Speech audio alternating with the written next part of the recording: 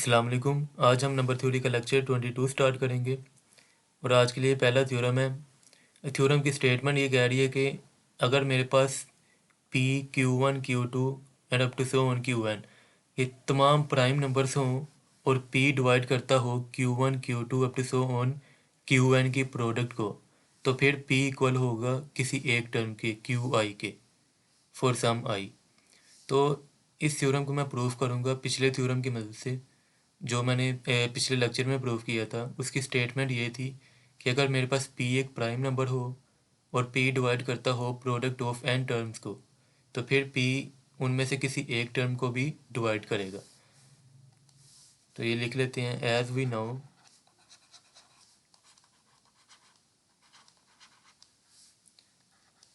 If p is a prime and p divide product of a1 a2 and up to so on an, then p divide ai for i less than n and greater and equal to 1। तो ये थी statement. अब इसी statement को use करेंगे और ये theorem prove करेंगे। मेरे पास गिवन है कि p डिवाइड कर रहा है product of q1 q2 and up to so on qn। तो ये लिख लेते हैं, since p divide q1 q2 and up to so on qn, so by above statement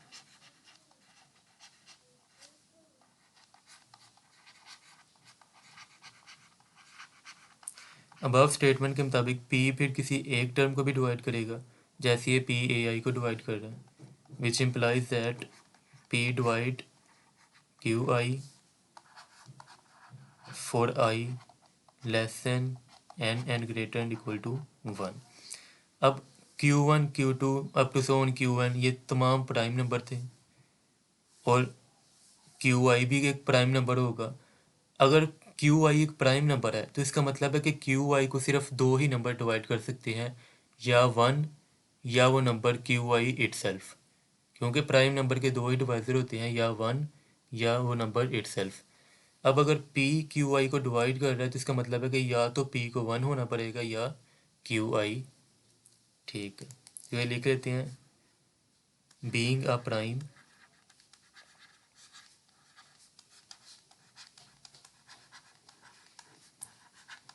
qi is not divisible by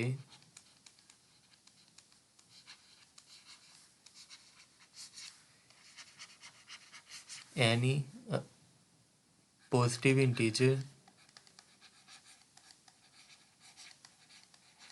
other than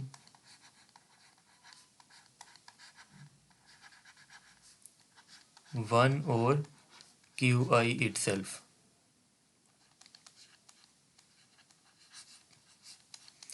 ठीक है, अब मुझे पता है कि p भी एक प्राइम नंबर है और प्राइम नंबर 1 से बड़े होते हैं, बिकॉज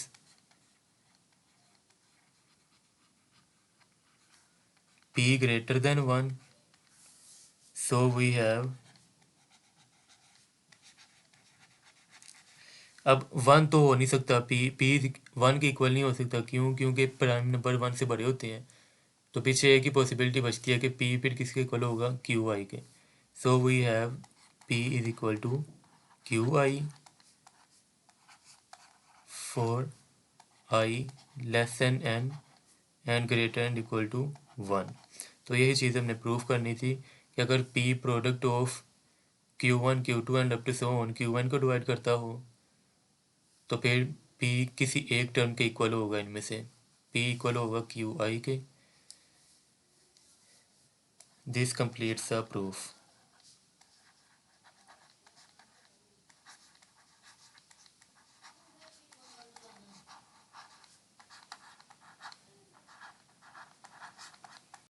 नेक्स्ट हमारे पास एक क्वेश्चन है, show that every integer n greater than 1 has a prime divisor. कि अगर मेरे पास 1 से बड़ा कोई भी इंटीजर हो तो उसके डिवाइज़र में से एक डिवाइज़र लाजमी तौर पे प्राइम होगा। मिसाल के तौर पे अगर मैं 8 के डिवाइज़र देखूं तो 1 8 को डिवाइड करता है 2 4 और इसी तरह 8 इट सेल्फ। अब इन डिवाइज़र में से 2 एक ऐसा डिवाइज़र है जो कि प्राइम है, तो यही हमने प्रूफ करना है कि 1 से बड़ा कोई भी इंटीजर हो तो उसके डिवाइज़र में से कम एक डिवाइज़र लाजमी तौर पे प्राइम होगा। तो अब इसे प्रूफ कर लेते हैं। मैं सपोज कर लेता हूँ कि जो मेरा एन मैंने नंबर लेट किया है शुरू में कि वो इटसेल्फ एक प्राइम नंबर है। अगर वो इटसेल्फ प्राइम नंबर है तो फिर उसका डिवाइज़र भी प्राइम ही होगा, क्योंकि ये डेफिनेशन है प्राइम नंबर की। ठीक है, इसे दो केस में प्रूफ कर लेते हैं। Case 1, if n is a prime number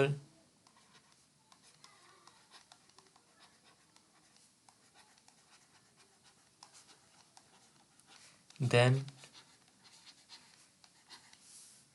n is a prime divisor of n, and we are done।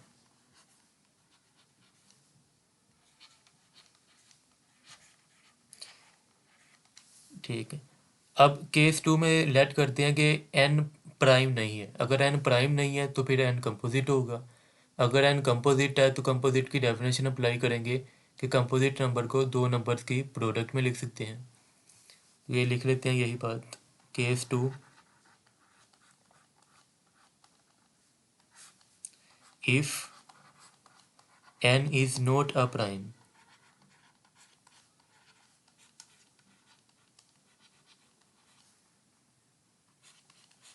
then n is composite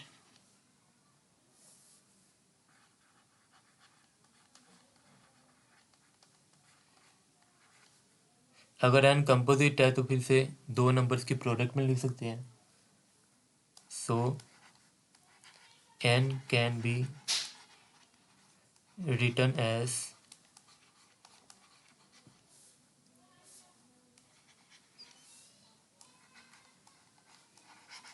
मैंने लेट कर लिया कि वो दो नंबर की प्रोडक्ट d1 d2 है। और कंपोजिट नंबर की डेफिनेशन में पढ़ा था कि d1 d2 लेस होते हैं n से और ग्रेटर होते हैं 1 से।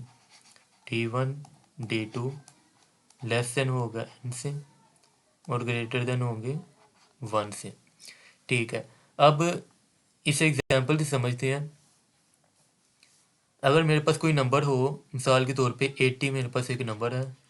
80 को मैं लिख सकता हूँ 8 मल्टीप्लाई 10 की फॉर्म में भी, और इसी तरह 80 को मैं लिख सकता हूँ 5 मल्टीप्लाई 16 की फॉर्म में। तो ये मैं दो डिफरेंट इसकी डिकम्पोजिशन लिखी है 80 की। अगर ऊपर वाला देखें 8 भी कंपोजिट है तो 10 भी कंपोजिट नंबर है, लेकिन नीचे वाले में 5 मेरे पास प्राइम है और 16 कंपोजिट है। तो 80 के डिवाइज़र में से एक डिवाइज़र मुझे मिल गया प्राइम नंबर, तो फिर तो मैं यहाँ पे स्टॉप कर दूँगा। इसी तरह अगर मैं सपोज कर लूँ कि इन दोनों में से मैं लेट कर लेता हूँ कि d1 d2 में से d1 लेस देन है d2 से। अब अगर तो d1 प्राइम नंबर होगा तो इसका मतलब है कि d1 प्राइम डिवाइज़र हो गया n का। तो यही चीज़ हमने प्रूफ करनी थी, तो ये स्टेटमेंट ट्रू हो जाएगी। अगर d1 कंपोजिट नंबर हुआ तो इसका मतलब है कि कंपोजिट नंबर को मैं दोबारा फिर दो नंबर की प्रोडक्ट में लिख सकता हूँ। जैसा कि यहाँ पे 8 कंपोजिट है तो 8 को मैं फिर लिख सकता हूँ 2 मल्टीप्लाई 4 की फॉर्म में। इसी तरह 10 भी कंपोजिट है, इसको मैं लिख सकता हूँ 2 मल्टीप्लाई 5 की फॉर्म में।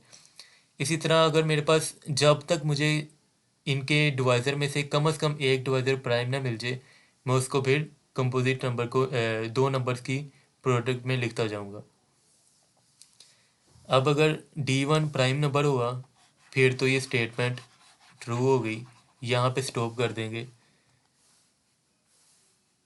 ठीक है, if d1 is prime then we are done.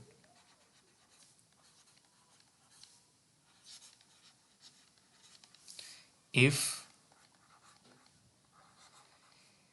d1 is not prime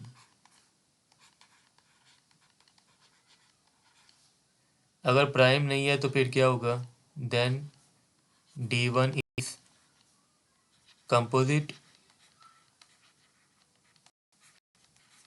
अगर कंपोजिट है तो D1 को मैं अगेन दोबारा दो नंबर की प्रोडक्ट में लिख सकता हूँ। D1 को लिख सकते हैं D3 मल्टीप्लाई D4 की फॉर्म में, और इसी तरह D3 D4 लेस होंगे D1 से और ग्रेटर देन होंगे 1 से। D3 और D4 ये लेस देन होंगे D1 से एंड ग्रेटर देन होंगे 1 से। अब अगेन वही प्रोसीजर दोबारा अप्लाई करेंगे।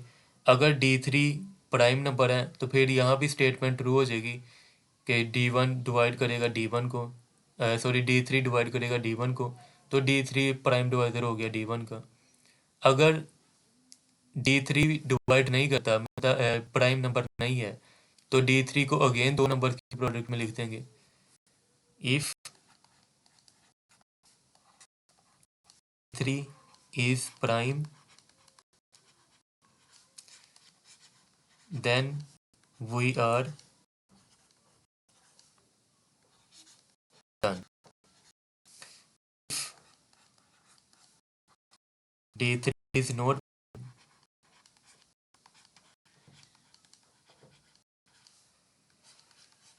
then D3 can be written as, अच्छा अब बजाय इसके दोबारा फिर D3 को प्रोडक्ट में लिखते जाएं, ये प्रोसेस इसी तरह चलता जाएगा, कंटिन्यू होता जाएगा। तो एट दी एंड मेरे पास लाजमी तौर पे ऐसे नंबर मिलेंगे जिसको हम दोबारा फैक्टराइज नहीं कर सकते। मिसाल के तौर पे यही जो अभी मैंने एग्जांपल ली थी 80, अगर मैं इसको लूँ 8 मल्टीप्लाई 10, तो अगेन मैं 8 को अगर दोबारा फैक्टराइज करूँ तो ये 2 मल्टीप्लाई 4 लिख सकते हैं इसे। इसी तरह 10 को 2 मल्टीप्लाई 5, अगेन 4 को मैं दोबारा लिख सकता हूँ 2 मल्टीप्लाई 2 की फॉर्म में। देखें अब ये जो जितने भी फैक्टर बने हैं इसके 80 के, ये मज़ीद फैक्टराइज नहीं हो सकते। अगर ये फैक्टराइज नहीं हो सकते तो इसका मतलब है कि प्राइम नंबर है। तो यही चीज़ मैंने यहाँ पे भी बता रहा हूँ कि D3 अगर प्राइम नहीं है तो एट दी एंड D3 को अगर फैक्टराइज करते जाएं तो कम से कम एक मेरे पास एक फैक्टर ऐसा आ जाएगा जिसे हम मज़ीद फैक्टराइज नहीं कर सकते, तो वो नंबर क्या होगा, प्राइम नंबर होगा। ठीक है,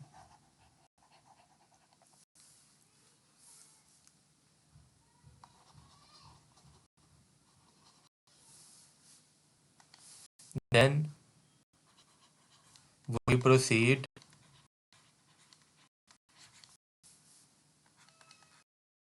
in the same manner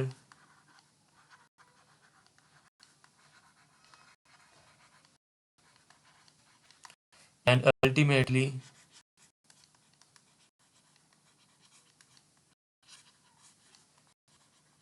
we get कि एट द एंड हमारे पास कोई ऐसे दो नंबर्स की प्रोडक्ट लाजमी तौर पे मिल जाएगी। लेट्स सपोज कि वो DK और DK+1 है, जो कि n से लेस होगी, ग्रेटर देन 1 होगी। ठीक है, such that DK is DK can not be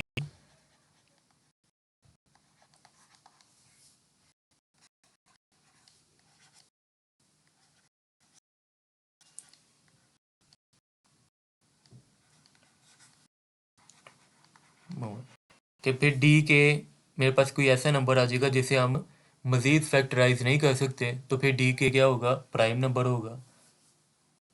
then DK will be prime divisor of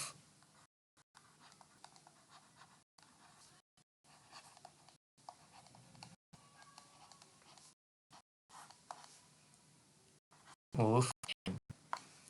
तो यही चीज़ मैंने प्रूव करनी थी कि n का लाजमी तौर पे कोई ना कोई प्राइम डिवाइजर एग्जिस्ट करेगा। This completes the proof.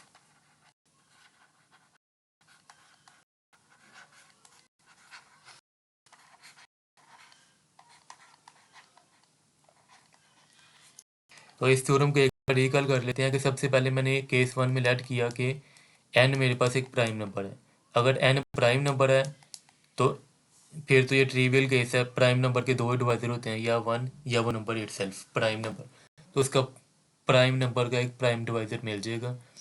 फिर इसी तरह अगर n एक कंपोजिट नंबर होगा तो मुझे पता है कि कंपोजिट नंबर को दो नंबर की प्रोडक्ट में लिख सकते हैं। फिर उनमें से किसी एक नंबर को सपोज कर लेंगे कि वो दूसरे से छोटा है। जैसे मैंने D1 को सपोज कर लिया कि वो D2 से छोटा है, तो फिर मैंने D1 को चेक किया कि अगर D1 प्राइम नंबर है फिर तो ये स्टेटमेंट ट्रू होगी कि D1 प्राइम डिवाइजर हो गया n का। अगर D1 प्राइम डिवाइजर नहीं, प्राइम नंबर नहीं है, तो फिर D1 क्या होगा, कंपोजिट। फिर इसी तरह आगे चलते जाएंगे, एट दी एंड हमारे पास एक ऐसा नंबर मिल जाएगा जिसे हम मज़ीद फैक्टराइज नहीं कर सकते, तो वो नंबर क्या होगा, प्राइम नंबर। तो फिर उसे हम कह देंगे कि वो प्राइम डिवाइजर हो गया n का। जैसा कि एक और एग्जांपल देख लेते हैं यहाँ पे, आप ले लें